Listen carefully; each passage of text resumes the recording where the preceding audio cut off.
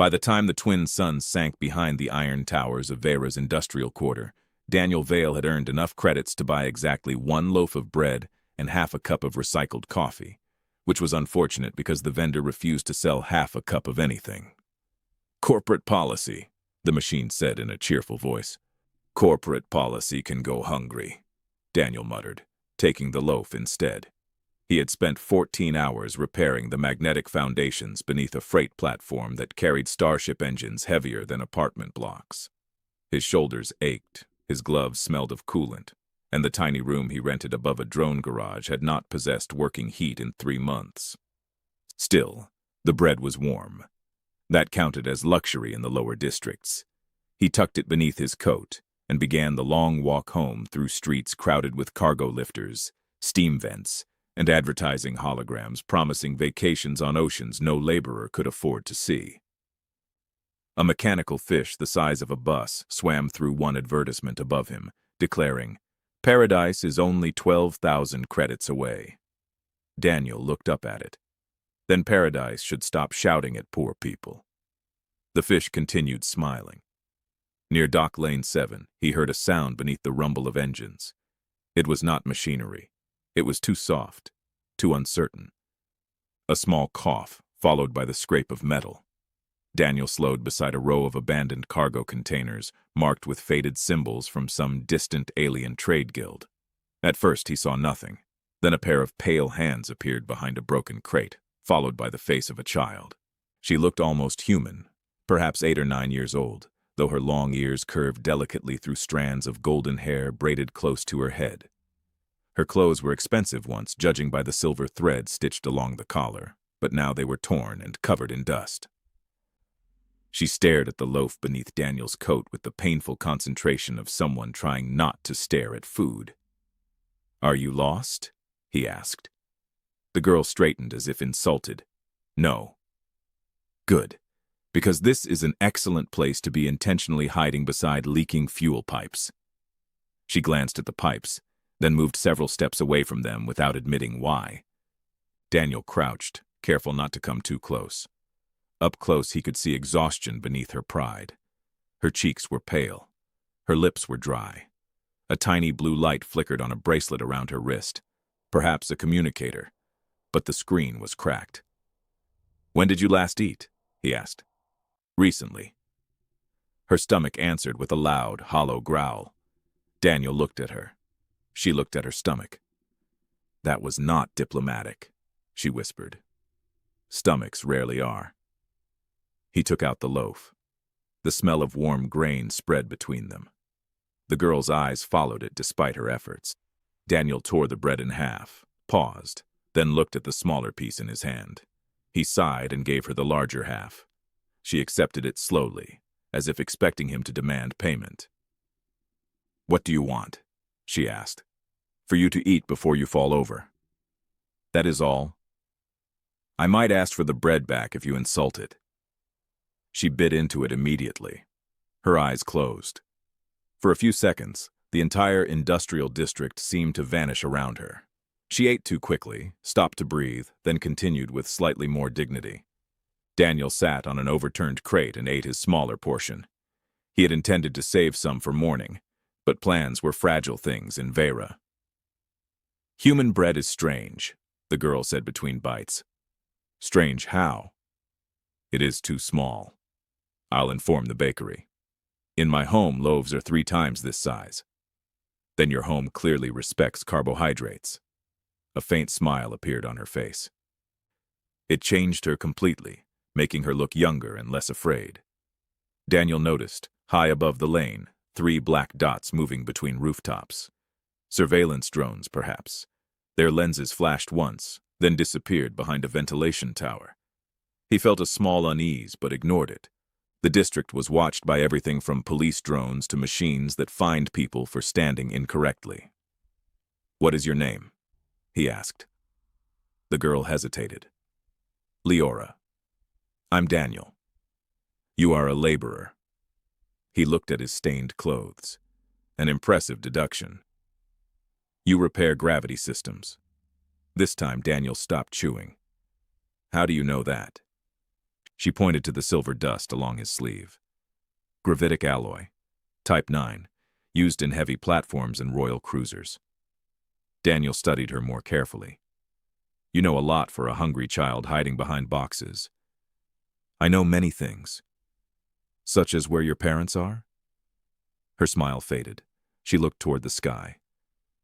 My mother will come. The certainty in her voice was stronger than fear, but fear remained beneath it. Before Daniel could answer, every light along Dock Lane 7 suddenly turned red. Cargo drones froze in mid-air. The advertisements vanished. A deep tone rolled across the district as military channels seized control of the public grid. People stopped walking. Shop doors locked themselves. Then the clouds above the rooftops split apart under the blue-white glow of descending engines. A formation of black royal aircraft lowered over the industrial quarter, each marked with the golden crest of the Veyran throne. Daniel stared upward, bread forgotten in his hand. Liora calmly finished her final bite, brushed the crumbs from her coat and said, I told you my mother would come. The first royal aircraft descended so low that its engines scattered dust, paper scraps, and one unfortunate street vendor's collection of counterfeit lottery tickets across Dock Lane 7. Daniel raised an arm against the wind while Liora remained perfectly still. Her small face turned toward the dark ships as if their arrival were merely an expected inconvenience.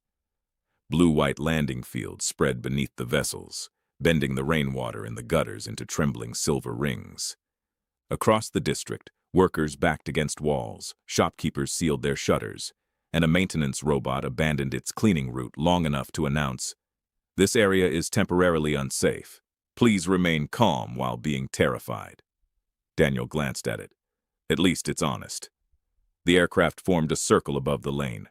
Their hulls were black and smooth, without visible seams, and golden symbols moved across their surfaces like living fire. Daniel recognized the crest only because it appeared on tax notices and public execution warnings. The Veyran royal seal. That realization did not improve his mood. Liora, he said quietly, is there anything you forgot to mention? She considered the question. Several things. Any involving armies? Possibly one. The lead vessel lowered its ramp before touching the ground. 12 armored soldiers descended in perfect formation, their weapons humming with contained plasma. They looked almost human except for their long ears, narrow golden eyes, and the faint luminous patterns flowing beneath the skin near their temples. Their armor adjusted itself with every movement, plates sliding silently like the scales of some mechanical predator.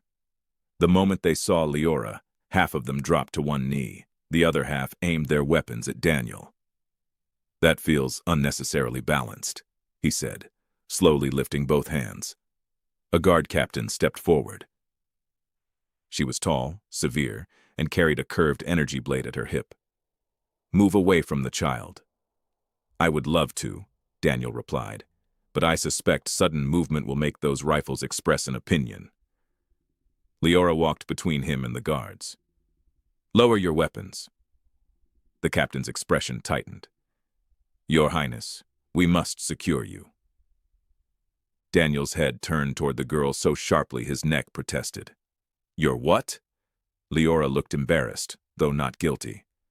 I was going to explain. Before or after the firing squad. The guards lowered their rifles by a few centimeters, which Daniel did not find comforting. The captain approached Liora and activated a scanner. Green light passed over the child from head to toe. A holographic display filled with medical data, then flashed a warning in Veyran script. The captain's face hardened when she saw it. You were without food for 16 hours. I had bread, Liora said. Every helmet turned toward Daniel. He wished she had chosen a sentence less likely to sound like evidence. She was hungry, he said. I gave her some food. That is the complete criminal conspiracy. One of the younger guards glanced at the loaf remaining in Daniel's hand. That? It looked larger before the royal inspection began. Liora folded her arms. It was good bread. Your Highness, the captain said carefully, the substance may not have been tested for Veyran compatibility. I am alive. That is encouraging but not medically conclusive. Daniel almost laughed. though the weapons discouraged enthusiasm. Behind the soldiers, more aircraft arrived, projecting search grids across the rooftops. Small silver drones spilled into the alleys, scanning doorways, tunnels, and ventilation shafts. Above them, the public screen switched from emergency warnings to the image of Liora's face beneath the words, "Missing Heir, Imperial Priority." Daniel looked from the display to the child. "You are the princess." "Technically. There is a non-technical version. My mother dislikes the word princess. She says it encourages people to buy me dresses. A terrible burden. You have no idea." The captain removed her helmet, revealing dark braided hair and 2 long ears decorated with silver rank bands. "We have searched 6 districts, 3 orbital terminals, and the lower transit network. Her Majesty was prepared to place the capital under total lockdown." Liora's composure faltered. "Is she safe?" "She is alive. She is coming." Something in the captain's tone suggested that the Queen's arrival might be more dangerous than the soldiers. Daniel looked toward the sky as another vessel appeared beyond the towers. It was larger than the others, shaped like a black crescent, with a crown of pale light surrounding its hull. The workers lining the street sank to their knees before it had fully descended. Daniel remained standing because his legs had apparently forgotten court etiquette. "Kneel," the captain ordered. "My knees have been repairing freight platforms for 14 hours. Kneel anyway. They're discussing union representation." Liora covered a smile with one hand. The vessel touched down without sound. Its ramp unfolded and a line of royal attendants emerged, followed by 2 guards carrying a narrow case of white metal. Then a woman appeared at the top of the ramp. She wore a simple traveling cloak instead of ceremonial armor, yet the entire lane seemed to change around her. She looked human at first glance, with pale skin and long golden hair woven into intricate braids, but her elegant ears extended through the strands, and her eyes held a strange depth, as if starlight had been trapped behind them. She descended quickly, ignoring the attendants calling after her. Liora ran forward. The woman dropped to her knees and caught the child in both arms. For several moments, Queen and daughter said nothing. The soldiers looked away. Even the drones lowered their lenses. Daniel felt as though he had wandered into something too private to witness, yet leaving seemed impossible, while 6 plasma rifles remembered his location. At last, the woman pulled back and examined Liora's face. "Were you harmed?" "No." "Were you frightened?" Liora hesitated. "A little." "Were you alone?" "Not for long." Her gaze moved toward Daniel. The Queen followed it. The white metal case was open behind her, revealing a crown of dark crystal threaded with living gold. An attendant placed it carefully upon her head. Daniel's remaining hope that she might be an ordinary noblewoman disappeared. The Queen rose, still holding her daughter's hand, and walked toward him. Every guard straightened. Every civilian bowed lower. Daniel wiped breadcrumbs from his coat, realized this made no meaningful improvement, and stopped trying. The Queen studied him in silence. Then Liora spoke proudly. "Mother, this is Daniel. He gave me his dinner." The Queen looked at the small piece of bread in his hand, then at his worn gloves, patched coat, and exhausted face. Her expression softened, though her eyes remained sharp. "You fed my daughter when no one else did." Daniel cleared his throat. "It was only bread." "To the hungry," the Queen said, "there is no such thing as only bread." Daniel had faced ruptured gravity cores, collapsing platforms, and supervisors who believed safety regulations were a form of personal weakness. Yet none of those experiences had prepared him for the silence of a queen studying him. Around them, the industrial district seemed frozen beneath the hovering royal fleet. Even the advertising drones had stopped talking, which Daniel considered the first useful decision they had made all year. The Queen's eyes moved from the bread in his hand to the stains on his coat, then to the worn boots held together by magnetic thread. "You gave her your dinner," she said. "Half of it." Liora looked up at him. "You gave me the larger half." "Royal witnesses are extremely inconvenient." A faint curve touched the Queen's lips, but it vanished quickly. She turned to the captain. Why was my daughter alone for 16 hours? The question was quiet. The air around the guard seemed to tighten. Your Majesty, the attack separated the convoy inside the lower transit tunnels. The security network was compromised. Her signal was masked. By whom? We do not yet know. The Queen's expression hardened. Golden lines appeared briefly beneath the skin near her temples, pulsing with restrained emotion. Daniel had heard that Varen royalty carried neural implants linked to ancient command systems, but he had assumed those stories were propaganda. Now every royal ship above them responded to her anger.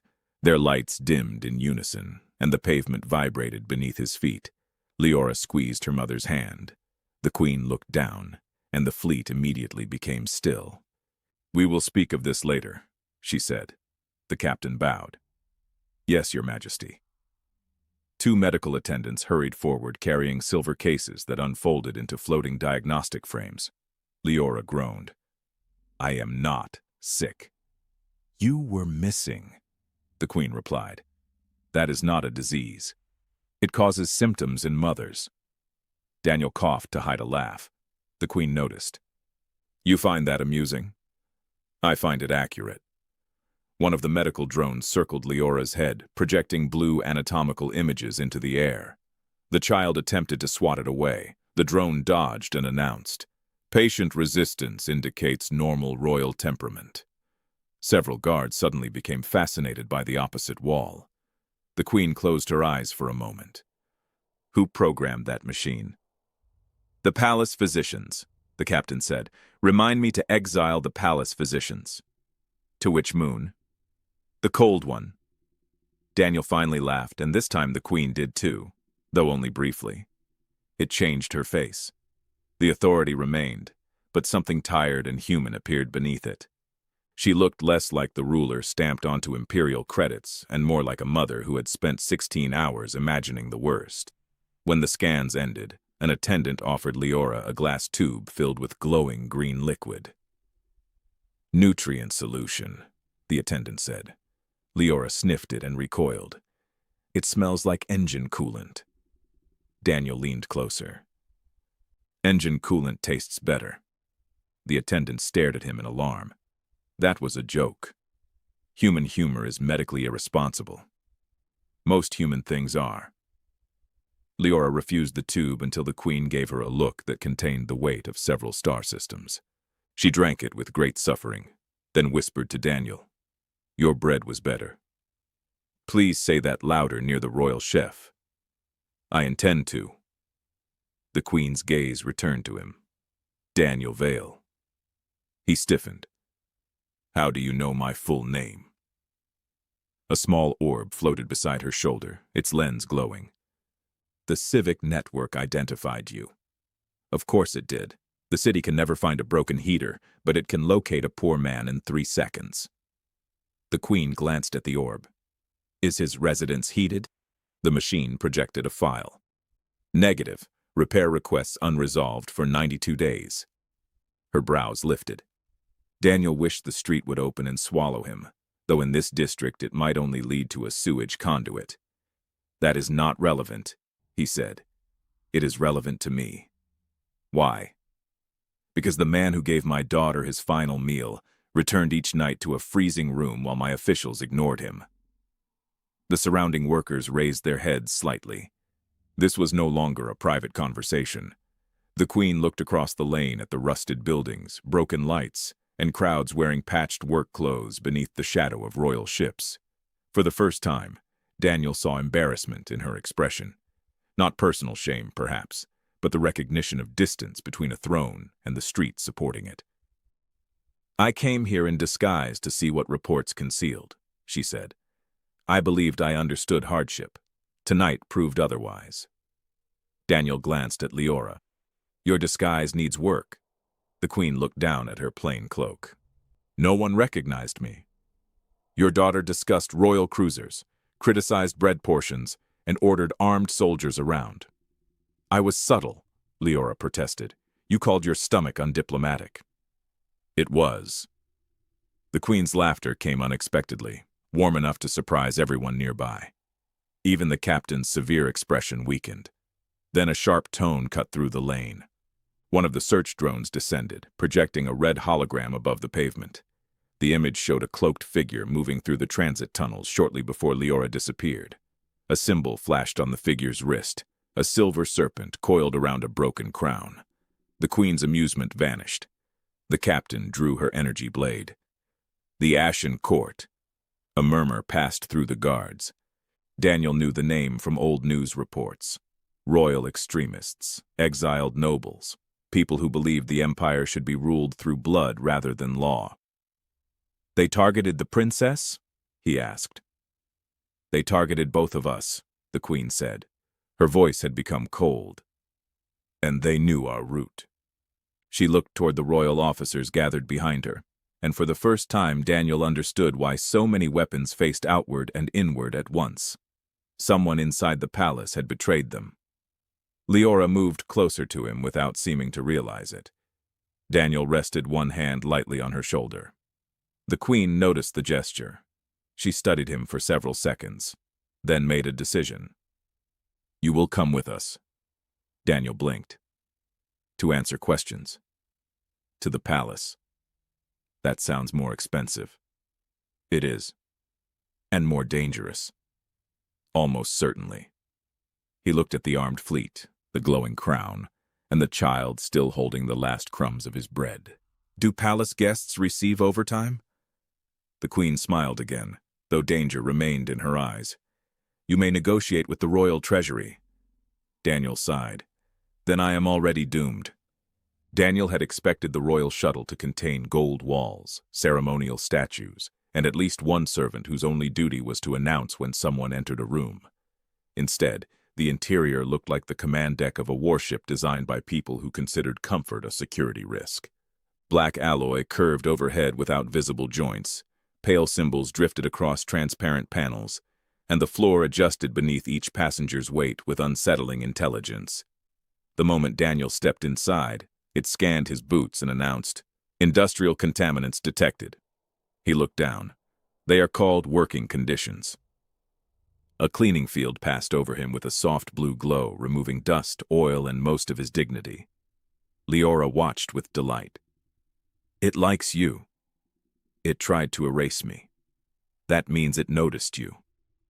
The Queen entered behind them, and every system in the cabin changed at once. The floating symbols aligned, the lights warmed, and a low mechanical voice said, "Sovereign presence confirmed." Daniel glanced at her. "My room heater never listened to me that well." "Perhaps you should wear a crown," she said.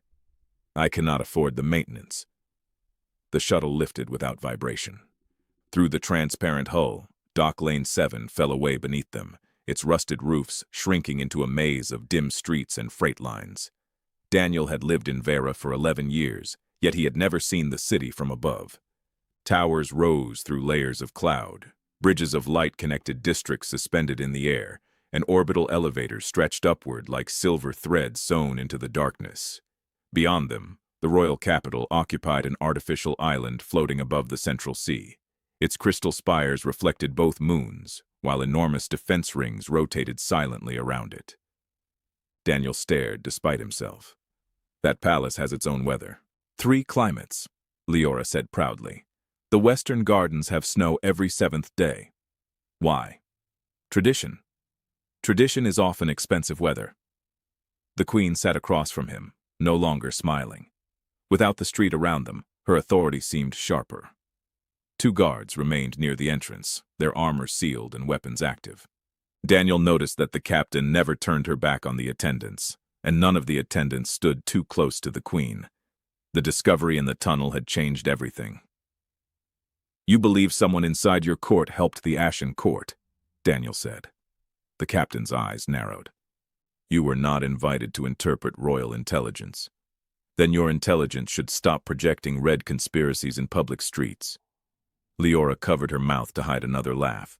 The Queen did not rebuke him. "He is correct, Captain Serin, and his presence may be useful." "Useful how?" "The traitors know every guard, advisor, and noble near me. They do not know him." Daniel leaned back. "I am difficult to know. I have disappointing hobbies." "You repair gravitic foundations. the Queen said. You notice structural flaws. Usually after management ignores them. Palaces also have management. That explains the assassination attempt. Captain Serin looked offended on behalf of architecture. The Queen's mouth twitched, but her gaze remained thoughtful. I am Queen Elara Vare, she said. You have heard my title. You should also know my name. Daniel nodded slowly. Daniel Vale. You already had a machine invade my rental history. The machine was thorough. It missed 2 unpaid fines. A small orb near the ceiling flashed. Fines located, it announced. Daniel closed his eyes. I respect efficiency less every minute. Liora climbed onto the seat beside him, apparently deciding royal protocol no longer applied. Will you stay at the palace? For questioning, apparently. No, after. The cabin grew quieter. Daniel looked at the Queen, but she was watching her daughter. Liora, Elara said gently. Daniel has a life. He has a cold room and broken boots. You have become brutally observant since eating bread, Daniel said. The child folded her arms. He should live with us. Captain Serin almost choked. One attendant dropped a data crystal which floated politely before touching the floor. Daniel stared at Liora. People generally wait longer before adopting construction workers. I am not adopting you. That is reassuring. Mother is. The Queen's composure cracked for one brief second. Liora, you said kind people are rare at court. That was a private conversation. Then the walls should not listen. Daniel glanced at the glowing panels. She has a point. Elara rubbed 2 fingers against her temple. My daughter is suggesting gratitude with the subtlety of orbital artillery. I have noticed. What I intended to offer is temporary residence under royal protection until the attack is understood. Daniel looked again through the hull. The palace was growing larger, its central tower surrounded by gardens held aloft in rings of artificial gravity. Beautiful, impossible, and heavily armed. And if I refuse? You return home with compensation guards and a repaired heating system. The heater makes this a difficult moral decision. I feared it might. Before he could answer, warning glyphs erupted across the cabin. The shuttle tilted sharply. Liora slid against him, and Daniel caught her as the lights turned red. Outside, 3 small craft emerged from beneath a cargo corridor, their hulls massed against military sensors. Green energy lanced toward the royal shuttle. The first blast struck the defensive field, spreading cracks of light across the sky. Captain Serin drew her blade. The attendants dropped behind armored seats. The Queen placed herself between Liora and the windows. Daniel looked at the trembling floor and heard a deep metallic groan beneath the cabin. It was the sound of a stressed gravitic stabilizer, one he knew too well. Your left field anchor is failing, he said. Serin stared at him. How could you possibly know that? Another groan shuddered through the shuttle. Daniel pointed toward the lower deck. Because royal machinery complains exactly like poor machinery. It just has a better accent. Daniel reached the lower maintenance deck by sliding down a ladder, while the shuttle shook hard enough to make every elegant royal surface admit it had been assembled with bolts. Red emergency light flooded the narrow compartment. Pipes pulsed beneath translucent walls. Magnetic conduits flashed with unstable current, and the gravitic stabilizer at the center of the chamber rotated with a deep, wounded hum. It was larger than the units Daniel repaired at the freight yards, but the design was familiar. Expensive casing wrapped around a problem everyone hoped someone else would fix. Captain Serin followed him with her blade drawn. You have 30 seconds before the shield collapses. Then standing behind me with a sword is not especially helpful. It is not for the machine. Another impact struck the shuttle. The floor tilted, throwing Serin against the wall while Daniel caught the stabilizer frame with both hands. Above them, the sound of plasma fire rolled through the hull. The attacking craft were small, fast, and close enough that the royal defense cannons could not track them without risking the city below. Daniel tore open a service panel. Inside, 3 crystalline regulators flickered out of sequence. One had fractured, leaking strands of blue gravitic light like liquid smoke. "Your anchor did not fail naturally," he said. "This regulator was cut before takeoff." Serin's expression changed. "Sabotage. Unless royal crystals have learned to stab themselves." She activated her communicator. "Your Majesty, internal sabotage confirmed." Static answered, followed by the Queen's voice. "Can Daniel repair it?" He leaned toward Serin's wrist transmitter. "I appreciate how quickly I have become first-name emergency equipment." "Can you?" Elara asked. "Probably. That is not reassuring. It is the most honest word in engineering." Daniel removed his glove and reached between 2 sparking conduits. The field pulled at his fingers, making the bones feel weightless. He needed a replacement regulator, but the compartment held none. Royal vessels apparently carried 12 ceremonial banners and no spare parts. He looked at Serin's energy blade. "Give me that." She drew it closer. "Absolutely not. The focusing crystal inside it matches the stabilizer frequency. This blade has served my family for 4 generations. Then it can finally do something useful." The shuttle dropped several meters. Serin's boots lifted from the floor before the artificial gravity recovered. She stared at the weapon, then at Daniel. "If you damage it, you can arrest me after we stop falling." She handed it over with the expression of someone surrendering a beloved relative.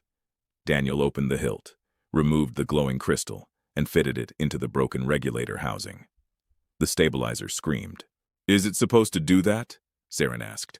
"No machine is supposed to scream. They do it because people wait too long." He adjusted the phase manually. The crystal pulsed once, twice, then erupted with white light.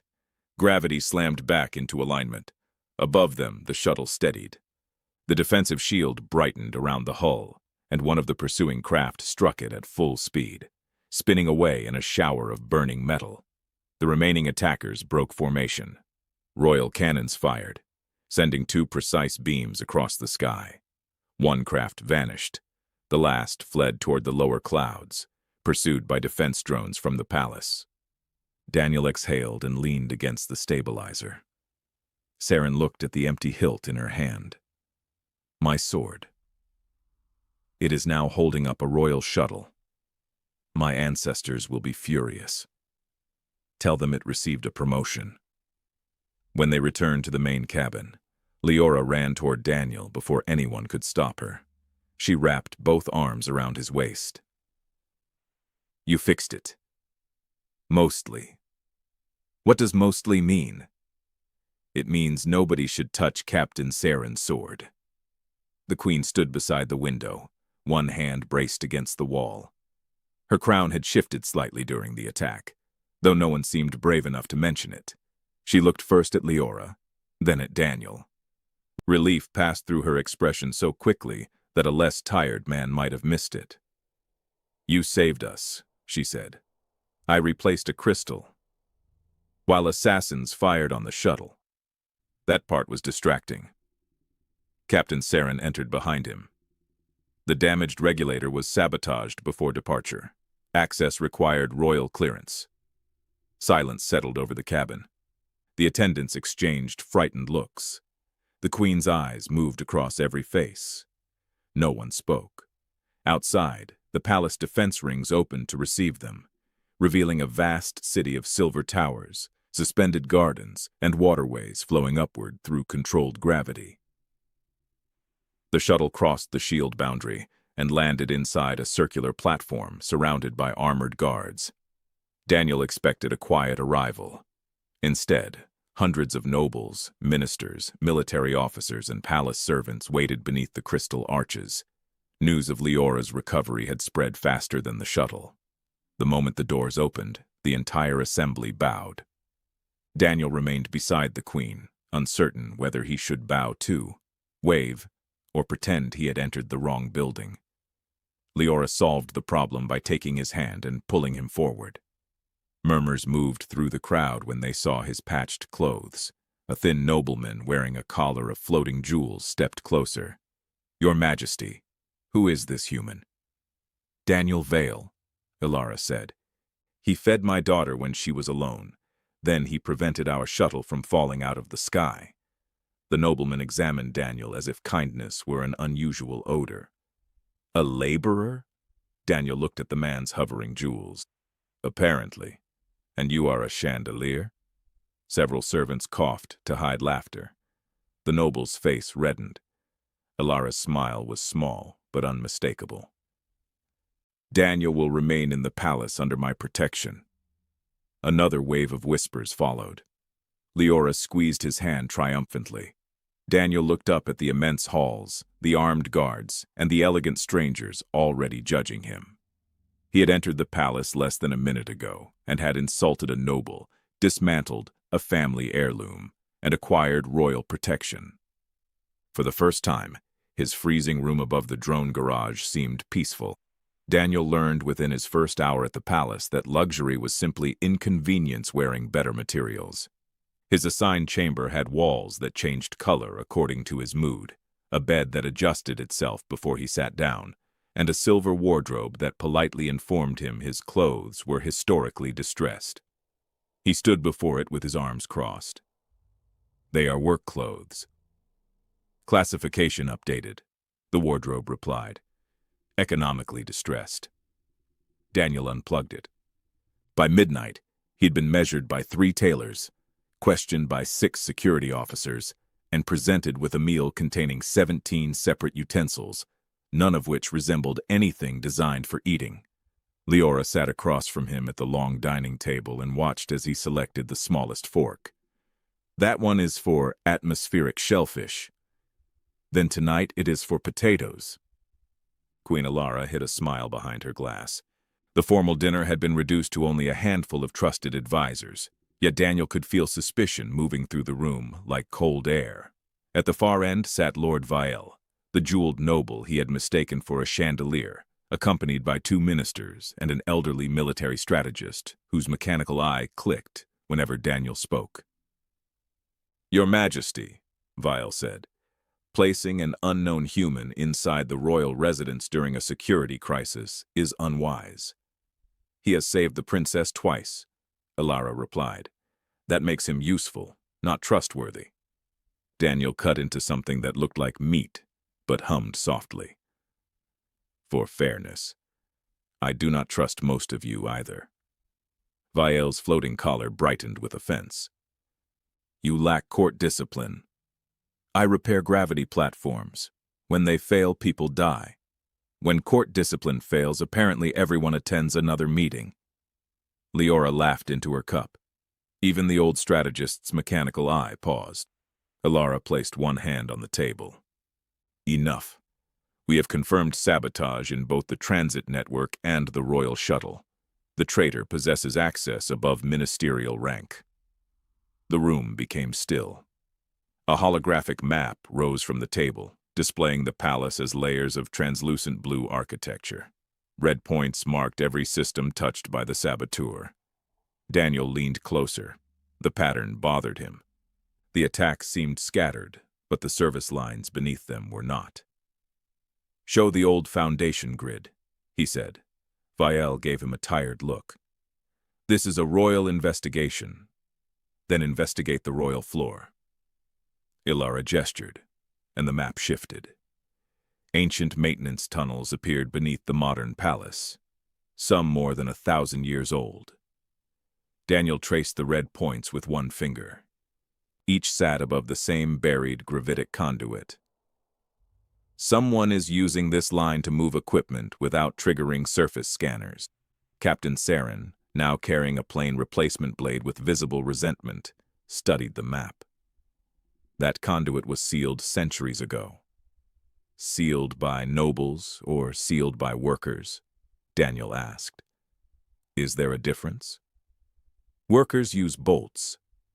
He enlarged one section beneath the eastern tower. "This joint was reopened recently. See the pressure variation." The old strategist's mechanical eye emitted a sharp tone. "He is correct." Vial looked almost personally betrayed by physics. Elara rose. Serin, assemble a small team. No, Daniel said. Every face turned toward him. He immediately regretted the tone, but not the thought. A military team will be detected. Whoever built this route knows your procedures.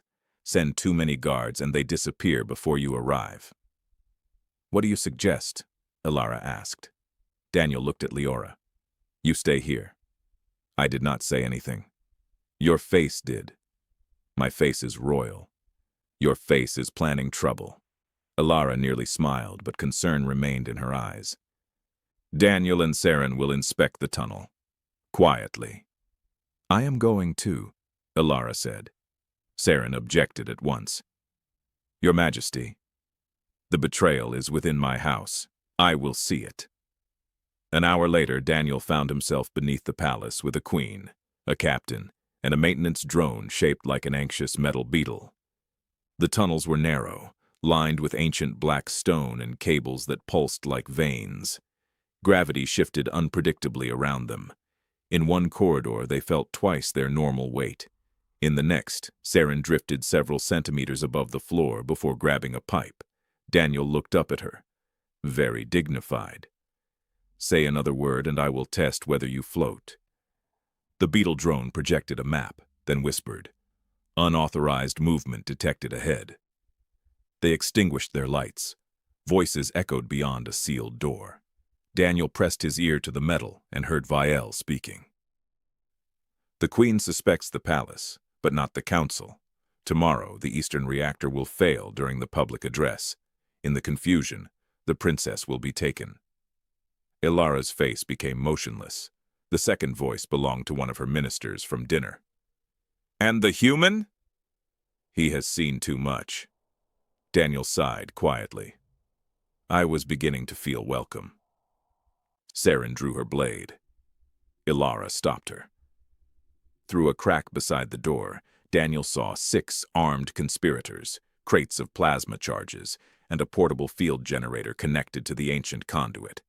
The serpent and crown symbol glowed on their uniforms. Then the beetle drone sneezed. A tiny mechanical chirp echoed through the tunnel. Every voice beyond the door stopped. Daniel stared at the machine. Did you just sneeze? Dust contamination, it whispered apologetically. The door exploded outward. Serin pulled Elara aside as plasma fire tore through the corridor. Daniel dropped behind a conduit, grabbed the beetle drone, and opened its maintenance panel. Can you overload that field generator? That would violate 12 safety protocols. Excellent. You are finally useful. He rerouted its power cell and threw it through the doorway. The drone landed among the conspirators, announced, "Please remain calm," and released a burst of electromagnetic force. The field generator collapsed. Gravity reversed inside the chamber. Vial, the ministers, the weapons, and several crates of explosives slammed against the ceiling. Serin entered beneath them, blade raised. Elara followed, her crown transmitting a golden command pulse through the palace network. Every door sealed at once. Royal guards poured into the tunnels moments later. Vial hung upside down above Daniel, his floating jewels spinning helplessly around his face. This is undignified, he snarled.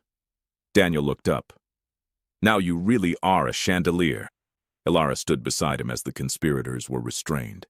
Her expression carried anger, grief, and exhaustion, but when she looked at Daniel, something gentler emerged. You have saved my daughter, my life, and now my throne. Daniel glanced at the ruined drone smoking on the floor. Technically, the beetle did most of this. The machine emitted one weak chirp. Promotion requested. By morning, the palace no longer whispered about whether Daniel belonged there. It whispered about how a laborer with damaged boots had uncovered a conspiracy that generations of polished officials had failed to notice. Lord Vial and the captured ministers were held inside a null-gravity detention chamber where every movement sent them drifting helplessly into padded walls. Liora visited once, purely for educational reasons, and returned delighted. Lord Vile says the prison is humiliating, she told Daniel. He always wanted to be above everyone, Daniel replied. Now he is near the ceiling. The public address took place beneath the Hall of Suns, a vast chamber crowned by a transparent dome through which 3 orbital stations and both moons were visible. Millions watched through holographic broadcasts across the empire. Queen Elara stood before the gathered nobles in silver ceremonial armor, her long golden braids resting over her shoulders and the dark crystal crown glowing faintly above her graceful ears. Liora stood beside her in formal robes, though she had hidden a piece of bread in one sleeve in case royal ceremony caused hunger. Daniel waited several steps behind them, wearing a newly tailored black coat that felt too expensive to breathe in. Captain Serin had insisted he remove his work clothes. The palace wardrobe had celebrated the decision by reconnecting itself and announcing that civilization had been restored. Elara raised one hand, and the chamber fell silent. She revealed the sabotage, the Ashen Court's plot, and the betrayal within her council. She did not soften the truth or hide the failures of the throne. The lower districts had been neglected. Workers had been ignored. Security had become loyal to rank instead of reason. An empire does not collapse only when enemies breach its walls, she said. It collapses when those inside the walls stop seeing the people who hold them up. Her gaze found Daniel.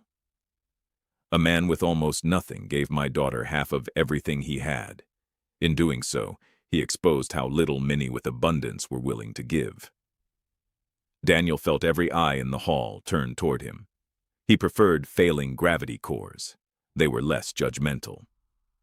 Elara announced reforms to the labor districts, independent inspection of royal systems, and the creation of a civilian council whose members would be chosen from engineers, transport crews, physicians, miners, and ordinary citizens. Captain Serin was appointed commander of a reorganized guard, while the small beetle drone received a gold maintenance badge and the official rank of junior emergency specialist.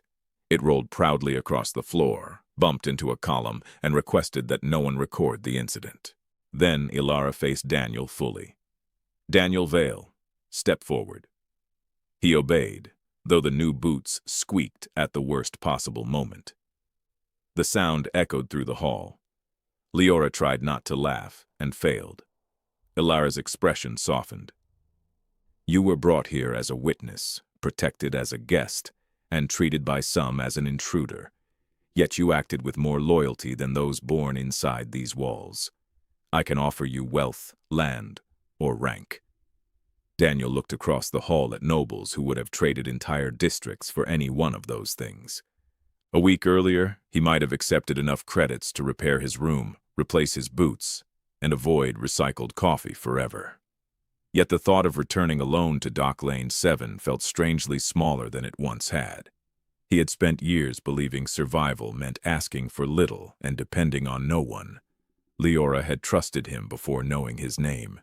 Elara had trusted his judgment when her own court had failed her. Somewhere between a broken loaf and an exploding shuttle, he had stopped thinking of himself as a man merely enduring the city. I do not want an estate, he said. They require gardening.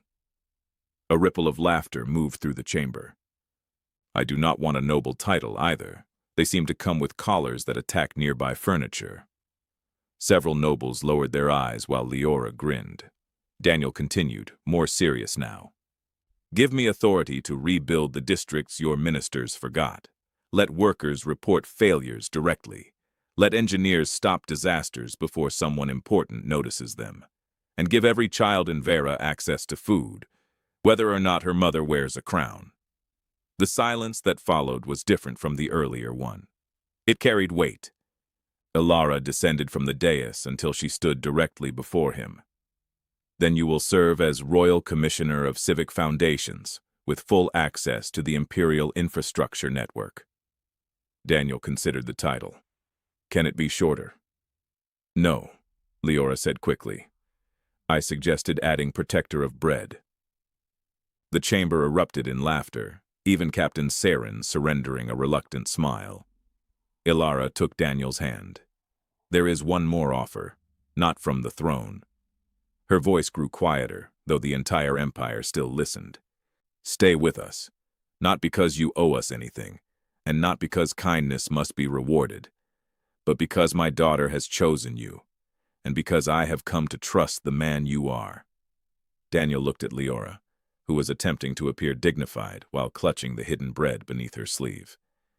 Then he looked at Elara, no longer only a queen surrounded by light and ceremony, but the tired mother from Dock Lane 7, who had held her missing child as though nothing else in the galaxy mattered.